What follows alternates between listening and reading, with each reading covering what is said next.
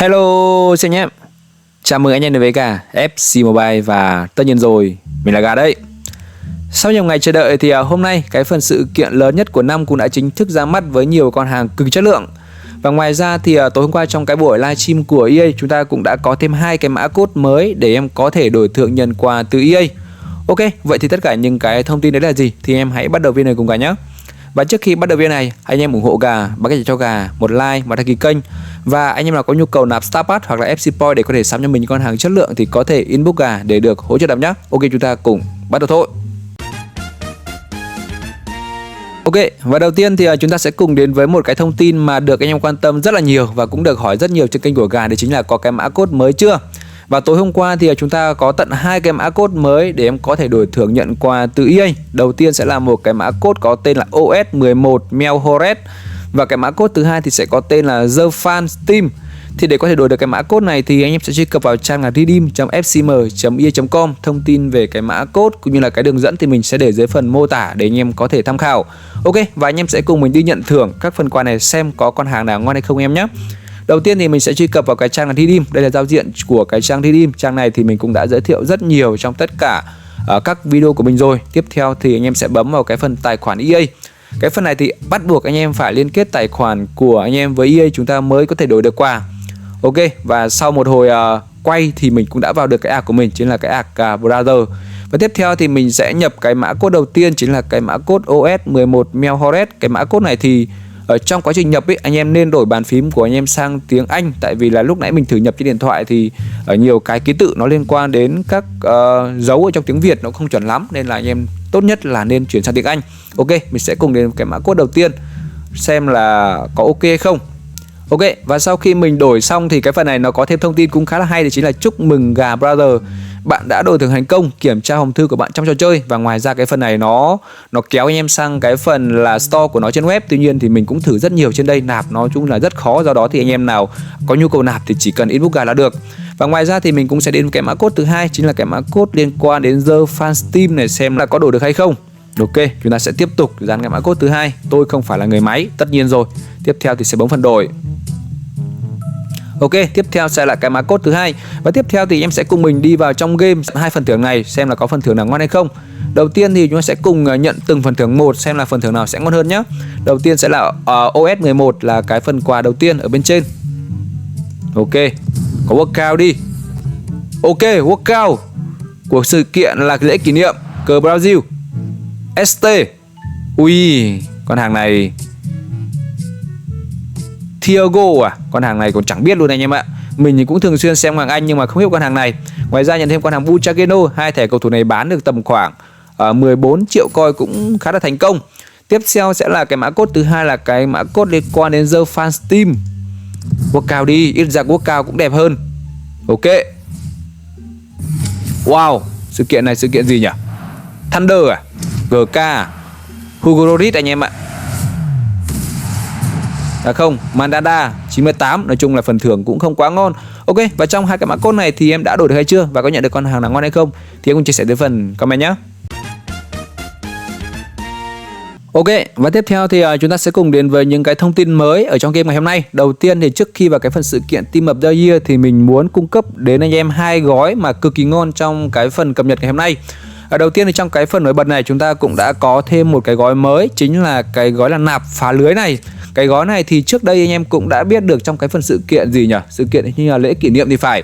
Nói chung là trong cái phần này thì khi mà anh em nạp FC Point ấy, chúng ta sẽ được cộng dồn, tức là người ta gọi là cái phần cột mốc ấy. Khi mà anh em nạp tầm khoảng 1 FC Point thì em sẽ nhận được cái mốc đầu tiên, hoặc là khi mà anh em nạp tầm khoảng 150 FC Point thì sẽ nhận được cái cột mốc là thứ hai.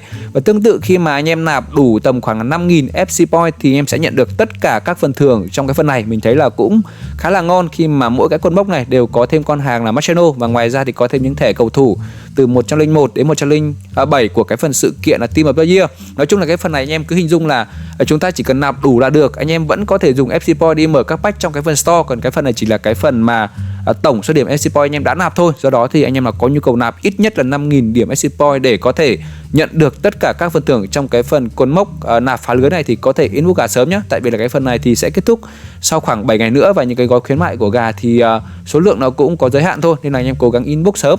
Và ngoài ra thì chúng ta có thêm cái gói thứ hai, chính là cái gói về vé sao. Hiện nay thì hôm qua cái gói liên quan đến pass của con hàng câu cũng đã kết thúc và nhường chỗ cho cái phần Star Pass mới, chính là trong cái pass của cái phần sự kiện Team of the Year. Tại phần này thì em sẽ nhận được con hàng Vieira, một thẻ cầu thủ đã bị CM và có VD 108. Thẻ này thì cũng đã được rank lên là rank màu đỏ rồi. Và ngoài ra thì em sẽ nhận được thêm con hàng Phil Foden 103 này. Chúng ta có 7 con hàng Marcelo, có con hàng Nunez, có De Ligt, có Andre. Và ngoài ra thì sẽ nhận được thêm những cái điểm liên quan đến là 1.500 điểm FC Point, 3.800 cái điểm gem và 3.475.000 coin. Và ngoài ra thì khác với các phần sự kiện khác, trong cái phần sự kiện Team of the Year này, anh em sẽ nhận được thêm là 200 cái điểm bánh ghép nữa để có thể đổi được các cầu thủ trong cái phần sự kiện Team of the Year. Do đó thì anh em nào có nhu cầu nạp cái pass này thì cũng inbox gà sớm anh em nhé.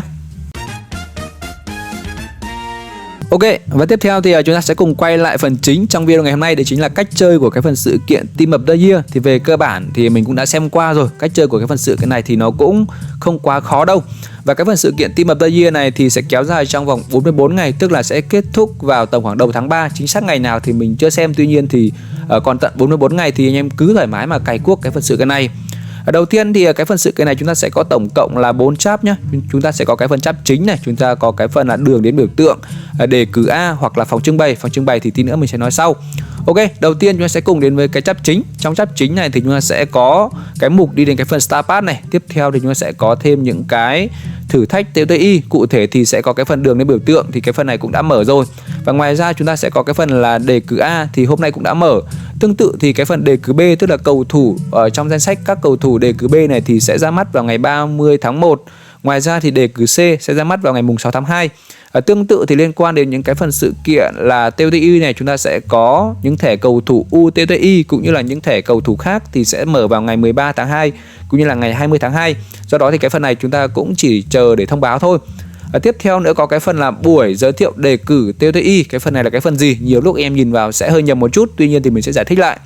Đầu tiên thì cái phần này chúng ta sẽ có các phần nhiệm vụ hàng ngày nhé. Ví dụ như là đầu tiên thì em sẽ nhận được thêm số coin. Cái phần này sẽ không cần phải làm gì cả.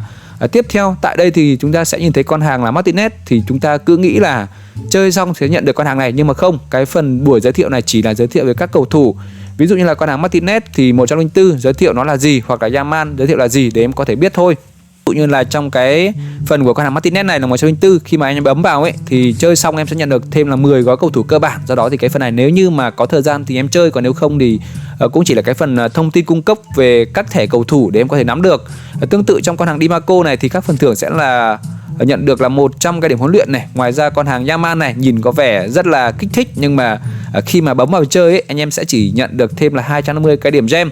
Tuy nhiên thì có một phần thưởng chắc chắn nhận được, đấy chính là hàng ngày. Nếu như mà anh em cày cuốc xong chúng ta nhận được thêm con hàng Marcelo là con hàng Universal, nói chung là cũng được. Khi mà một ngày chúng ta đã kiếm được thêm một thẻ, một phôi để nâng cấp thì phải nói là đội hình của anh em sẽ tuyệt vời luôn anh em ạ. Và ngoài ra trong cái phần này thì cũng tập hợp tất cả những cái thông tin về cái phần sự kiện Team of the Year, như là nhiệm vụ này, chúng ta có challenge mode, có phần trao đổi mảnh ghép, có cái phần ưu đãi, thì cái phần này cũng là để anh em có thể tham khảo. Tuy nhiên thì mặc dù các cầu thủ này không nhận được, nhưng mà mình thấy là mỗi ngày nhận được một con hàng Marcelo cũng gọi là cực kỳ tuyệt vời rồi anh em ạ. Tiếp theo thì chúng ta sẽ cùng đến với cái chap thứ hai, chính là cái chap về đường đến biểu tượng. Cái chap này thì ok. Đầu tiên thì trong cái chap này chúng ta sẽ có thêm một cái điểm gọi là cái điểm về token biểu tượng TTI. Và tại phần này thì chúng ta sẽ có 3 độ khó nhé. Chúng ta sẽ có cái phần là điên rồ này, chúng ta có khó hoặc là dễ. Cái phần này tùy anh em thôi. Tuy nhiên thì một ngày anh em chỉ chọn được một độ khó để chơi thôi. Với mỗi độ khó này thì chúng ta sẽ có những cái phần thưởng khác nhau. Cụ thể thì với phần điên rồ anh em sẽ nhận được thêm là 300 cái điểm biểu tượng. Hoặc là với độ khó là kiểu bình thường thôi sẽ nhận được 200. Hoặc là cái phần dễ sẽ nhận được là 150. Do đó thì mình nghĩ là đa số anh em nên đá luôn cái phần là điên rồ. Thứ nhất là vừa ít cái phần nhiệm vụ, thứ hai là cái điểm nhận được cao. Do đó thì anh em cố gắng đá cái phần cao nhất này để nhận được tối đa các phần thưởng liên quan đến cái điểm token này. Và với những cái điểm token này chúng ta sẽ dùng để làm gì? Anh em sẽ dùng những cái điểm token này để đi mở các phần thưởng ở các tuần bên này nhá. Hiện nay chúng ta mới chỉ mở tuần 1 thôi, và anh em sẽ dùng là 100 điểm token để đi mở các phần thưởng ở bên này. Có một điểm đáng lưu ý đó chính là các phần thưởng ở chỗ này chúng ta sẽ không lặp lại nhé. Ví dụ như là chúng ta sẽ có tổng cộng là 10 phần thưởng. Nếu như mà anh em có tầm khoảng là 1.000 cái điểm token biểu tượng thì em sẽ nhận được full tất cả các phần thưởng này. Ví dụ như là lần đầu tiên anh em mở được là là 200 điểm gem đi, lần sau chúng ta sẽ nhận được các phần thưởng khác. Do đó thì cái phần này chúng ta sẽ cần tối đa là 1000 cái điểm token biểu tượng để có nhận được full tất cả các phần thưởng này. Do đó các phần thưởng này sẽ không lặp lại. Và ngoài ra thì trong phần bên cạnh này chúng ta sẽ có thêm cái phần thưởng cột mốc. Khi mà anh em mở đầy đủ trong cái phần này, chúng ta có thể là mở đầy đủ 4 tuần thì em sẽ nhận được một trong các phần thưởng như là con hàng Pirate này, chúng ta có Zola hoặc là con hàng Marquez. Tuy nhiên thì có thêm một cái điểm nữa, đó chính là nếu như mà anh em không thích các cầu thủ này, anh em cũng có thể dùng những cái điểm mảnh TOTI này đổi để nhận được là 150 cái điểm mảnh TOTI. Do đó thì cái phần này chúng ta cũng ít nhất là chờ khoảng 4 tuần chúng ta mới có thể nhận được một trong các phần thưởng trong cái phần này. Và cái mảnh TOTI này thì tương tự thôi, thì nữa mình sẽ giới thiệu ở cái phần là phòng trưng bày. Tiếp theo chúng ta sẽ cùng đến cái phần là chap là đề cử A. Cái phần này là như thế nào? Cái phần này thì về cơ bản nó cũng đơn giản anh em ạ. Ở trong cái phần này thì chúng ta sẽ phải chơi các phần trận đấu nhé. Cái phần này thì tương tự như cái phần chap thưởng trong cái phần sự kiện là kỳ con mùa đông thôi. Anh em sẽ phải chơi lần lượt các phần trận đấu. Và khi mà anh em đá full tất cả các phần thưởng thì sẽ nhận được cái phần thưởng cuối cùng, chính là cái phần là 100 cái điểm token đề cử TOTIA. Tức là mỗi tuần chúng ta sẽ có thêm một cái phần đề cử B hoặc là đề cử C. Do đó thì cái điểm token này chúng ta sẽ chỉ dùng được trong cái chap là đề cử A này thôi. Và cái điểm token này sẽ dùng để làm gì? Chúng ta sẽ có cái phần trận 2 này. Cái phần trận 2 này anh em đều thấy là chúng ta sẽ có những cái hình mà nó bí ẩn đúng không? Cái phần này thì hôm qua trong cái buổi livestream của Econ League ra rồi. Cái phần này thì khi mà anh em mở các phần này, khi mà anh em mở các thẻ cầu thủ ấy, như là chúng ta sẽ tìm là ví dụ 2 thẻ cầu thủ trùng nhau thì anh em sẽ nhận được thêm một phần thưởng. Tương tự thì anh em sẽ mở lần lượt các ô này. Cái phần này thì mình nghĩ là chắc tầm khoảng chờ tối nay hoặc là sáng ngày mai thì chúng ta sẽ có leak rất nhiều thông tin về các vị trí để em có thể nhận thưởng luôn. Chúng ta sẽ không cần phải mở ngẫu nhiên nữa. Cái phần này thì ví dụ như anh em mở được con hàng Van Dijk này, tiếp theo anh em sẽ tìm một thẻ khác lại có Van Dijk nữa thì nó sẽ nhận được là một phần thưởng. Do đó thì khi mà anh em tìm được 2 con hàng trùng nhau, một con hàng trùng nhau thì sẽ nhận được thêm phần thưởng đầu tiên. Tiếp tục nhận được cặp thứ hai sẽ tìm được phần thưởng thứ hai. Do đó thì cái phần này thì khi mà anh em tìm mở full tất cả các cặp trong đây, tức là chúng ta sẽ tìm được 2 thẻ cầu thủ trùng nhau ấy, thì chúng ta sẽ tiếp tục tăng cái mốc phần thưởng trong cái phần thưởng cột mốc này. Do đó thì kiểu gì đến cuối sự kiện chúng ta cũng sẽ có thể nhận được tất cả phần thưởng trong cái chat và đề cử A này. Tại vì là theo chia sẻ trong cái buổi livestream ấy thì cái chat đề cử A này sẽ mở xuyên suốt từ giờ đến cuối sự kiện. Do đó thì chắc chắn là sẽ nhận được full tất cả các phần thưởng trong cái phần đề cử A này. Và tiếp theo thì sẽ trong cái phần là phòng trưng bày. Phòng trưng bày này thì thôi mình nghĩ là cũng không cần nói quá nhiều, khi mà hiện nay tất cả các phần sự kiện chúng ta đều theo cái format là cái phần phòng trưng bày này. Khi mà anh em sẽ dùng những cái điểm mảnh ghép để đổi các thẻ cầu thủ. Hiện nay thì trong cái phần phòng trưng bày này chúng ta cũng đã mở hết tất cả các thẻ cầu thủ rồi. Đầu tiên thì trong cái phần đề cử A sẽ có con hàng như là con hàng Yaman này, chúng ta có Virgil van Dijk hoặc là Nico Williams. Chúng ta sẽ dùng những cái điểm mảnh ghép này để mở. Tương tự thì trong cái chap đề cử B này chúng ta cũng sẽ có thêm những thẻ cầu thủ khác. Tuy nhiên thì cái phần này thì sẽ mở sau em nhé. Và ngoài ra thì chúng ta sẽ có thêm là cầu thủ UTTI cũng như cầu thủ thứ 12 sẽ mở vào tuần thứ 6. Thì cái phần lịch trình về các phần sự kiện này thì mình cũng đã cung cấp ở cái phần chính này rồi. Do đó thì anh em cố gắng tích lại những cái điểm mảnh ghép này, chúng ta chờ đến tuần cuối cùng khi mà mở hết tất cả các phần thưởng ấy chúng ta mới mở. Và ngoài ra thì cái phần trao đổi này thì anh em đều biết rồi, do đó thì mình sẽ không hướng dẫn lại nữa. Ví dụ như là với cầu thủ 103 thì sẽ nhận được thêm là 30 cái điểm mảnh ghép chẳng hạn. Cái phần này thì ok, anh em đều biết cái phần format rồi. Và nói chung là cái phần sự kiện này thì hiện nay mới mở cái chat và đường đến biểu tượng cũng như là cái chap đề cử A thôi. Do đó thì các phần thưởng thì hiện nay chúng ta cũng chưa biết được là phần thưởng nào ngon hay không. Tuy nhiên thì chắc chắn là sẽ nhận được một con hàng 104 anh em nhé.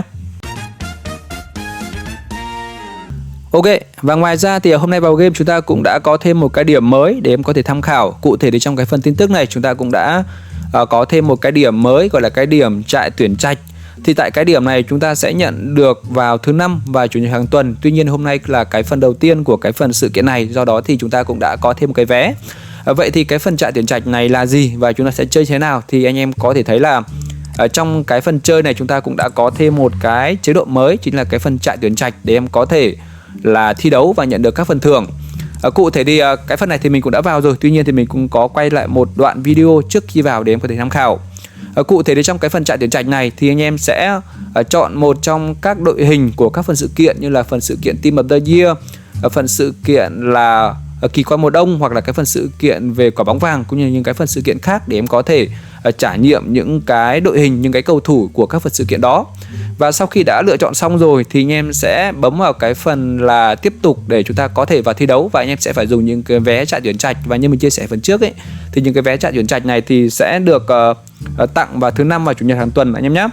Và sau khi mà đã vào xong rồi thì chúng ta sẽ có cái giao diện trại tuyển trạch như này. Trong cái phần này thì anh em sẽ phải thi đấu các trận đấu head to head, tức là chúng ta sẽ phải thi đấu với người để có thể là giành được các phần thưởng. Cụ thể thì khi mà anh em thắng một trận đấu ấy, thì anh em sẽ có các phần thưởng như này. Chúng ta sẽ có tổng cộng là 4 vòng đấu. Nếu như mà anh em thắng tất cả 4 vòng đấu, chúng ta sẽ có thể nhận được các phần thưởng như là con hàng Marciano, chúng ta nhận được là 2 triệu coin, và phần thưởng cao nhất là nhận được con hàng Marciano. Và ngoài ra thì anh em sẽ có tổng cộng là 5 lượt thử nhé. Nếu như anh em thắng được trong 5 lượt thử đấy thì em sẽ có thể nhận được full các phần thưởng. Còn nếu như mà trong quá trình đá mà anh em bị loại ở giữa, ví dụ như là đến cái vòng cuối cùng anh em không thắng được, thì em sẽ nhận được các phần thưởng trong cái tab là bị loại này. Do đó thì em cố gắng là đá để giành được tất cả các trận thắng trong cái phần trận tuyển trạch này. Và có một điểm mình thấy cũng khá là hay, đấy chính là trong cái phần này nhá, chúng ta sẽ có thêm một cái mục, đấy chính là nếu như các trận đấu kết thúc với tỷ số hòa thì sẽ phải đá thêm hiệp phụ hoặc là đá tới loạt sút luân lưu. Do đó thì mình thấy là cũng hay. Cái phần này thì nó sẽ đảm bảo công bằng khi mà chúng ta sẽ chủ yếu dựa vào kỹ năng nhé, tại vì là đội hình thì gần như là như nhau rồi, chúng ta sẽ dựa vào kỹ năng. Và ngoài ra thì cũng có thêm cái loạt sút luân lưu, mình thấy cũng khá là hay và thú vị trong cái phần là trận tuyển trạch này. Và ngoài ra thì hôm nay chúng ta cũng đã có thêm một cái phần trong cái phần là chế độ thử thách. Tại cái phần này thì hôm nay chúng ta cũng đã có thêm cái phần thử thách liên quan đến việc là nhận được con hàng Bellingham trong cái phần là thử thách Tết Nguyên đán. Cái phần này thì hôm nay sẽ nhận được con hàng Bellingham em nhé. Cái phần này thì ngày mai chúng ta sẽ có thêm cái thẻ cầu thủ mới, chính là thẻ cầu thủ Son Heung-min, cũng là một thẻ cầu thủ 99. Tại phần này thì mình thấy là nhận được rất nhiều cái phần thưởng. Cụ thể sẽ nhận được là khoảng 3.500 cái điểm gem này, khoảng tầm 3 triệu coin, và ngoài ra nhận được thêm là con hàng Bellingham nữa. Do đó thì phần này anh em để ý là anh em cày cuốc để có nhận được các phần thưởng. Tại vì với 3.500 cái điểm gem mình thấy là cũng dùng được rất nhiều chỗ, cũng như là có thể mở được các pack trong cái phần store. Và nhân tiện thì đang nói đến cái phần cửa hàng, thì chúng ta sẽ cùng vào trong cái phần cửa hàng xem là liệu có gói nào ngon hay không. Cụ thể thì hôm nay trong cái phần sự kiện Team of the Year thì mình thấy là cũng chưa có gói nào ngon. Tuy nhiên thì có cái gói hộp A này cũng khá là ok, khi mà anh em sẽ dùng tầm khoảng 8.000 cái điểm FC Point để mở được tất cả các phần thưởng trong cái phần hộp A này. Và như mình chia sẻ trong cái phần đầu tiên, mình chia sẻ là chúng ta sẽ có cái phần là thưởng nạp. Thì anh em chỉ cần nạp tầm khoảng 8 đến 10.000 FC Point là anh em sẽ có thể mang những cái điểm FC Point đi mở trong cái phần store. Và ngoài ra thì cái phần mốc kia anh em lại tiếp tục nhận được thêm các phần thưởng. Nên mình thấy là thực sự cái phần này là một cái phần cực kỳ kinh tế. Nếu như mà anh em nào có điều kiện một chút thì anh em nên nạp. Cái phần này mình không hẳn là khều đâu, nhưng mà nếu như em có điều kiện em nên nạp, tại vì mình thấy các gói cũng khá là ngon.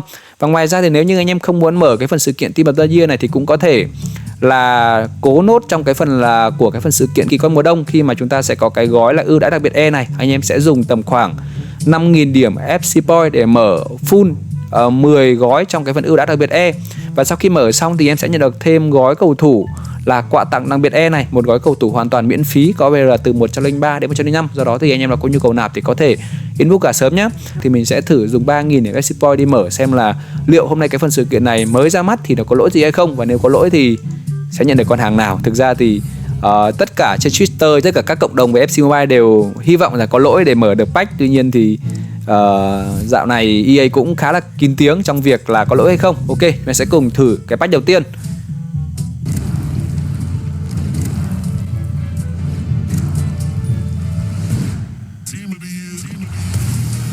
Wow, cái phần workout này nó cũng khá là hay, nhưng mà nó không, mình thấy là nó không ấn tượng bằng cái open pack của cái phần sự kiện Team of the Year năm trước. Con hàng Martinez 104, con hàng này thì có lẽ là mình sẽ tiếp tục mang đi để đổi mảnh ghép cho anh em ạ. Ok, và hôm nay thì trong cái phần mở pack này thì em có nhận được con hàng nào ngon và chất lượng hay không thì cũng chia sẻ tới phần comment nhé. Và ngoài ra thì trên đây cũng là một vài thông tin về tất cả những cái thông tin mới về FCY ngày hôm nay. Cụ thể thì có thêm 2 cái mã code mới. Ngoài ra thì có thêm cái phần sự kiện Team of the Year, chúng ta có thêm cái phần là trại tuyển trạch cũng như là cái phần là năm mới. Và video của Gà cũng xin phép được kết thúc tại đây. Nếu em thấy hay và thú vị thì đừng quên để cho Gà một like, một đăng ký nhắc các em nhé. See you soon. Yeah.